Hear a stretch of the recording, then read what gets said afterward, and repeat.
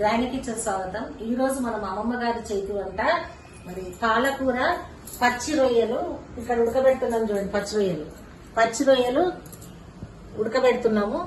అట్లాగే ఉడికిన తర్వాత పాలకూర పచ్చిమిర్చి ఉల్లిగడ్డ వేసి వండుకున్నాం. దీంట్లోకి ఇప్పుడు ఉప్పు, కొద్ది నూనె పోస్తున్నాం.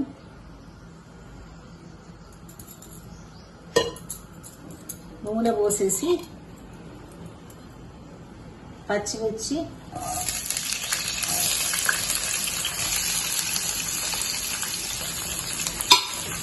ఎండుమిర్చి,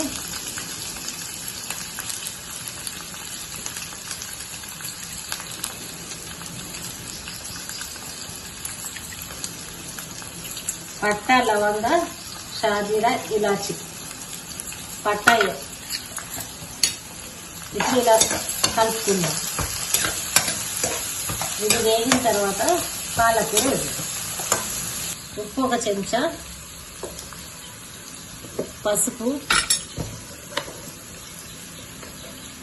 కొద్దిగా పసుపు, అల్లం వెల్లిగడ్డ, అట్లాగే కొంచెం కారం,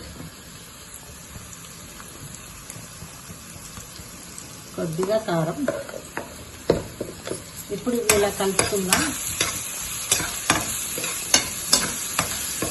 ఇలా కలుపుకొని ఇందులో మనం రొయ్యలు ఇలా ఉడకబెట్టుకున్నాం. ఈ రొయ్యలు వేసుకుందాం. కొంచెం ఉప్పు, కారం, పసుపు, అల్లం వెల్లిగడ్డ వేసి రొయ్యలు ఉడకబెట్టుకున్నాం. ఇప్పుడు ఈ రొయ్యలు ఇలా వేసుకుందాం.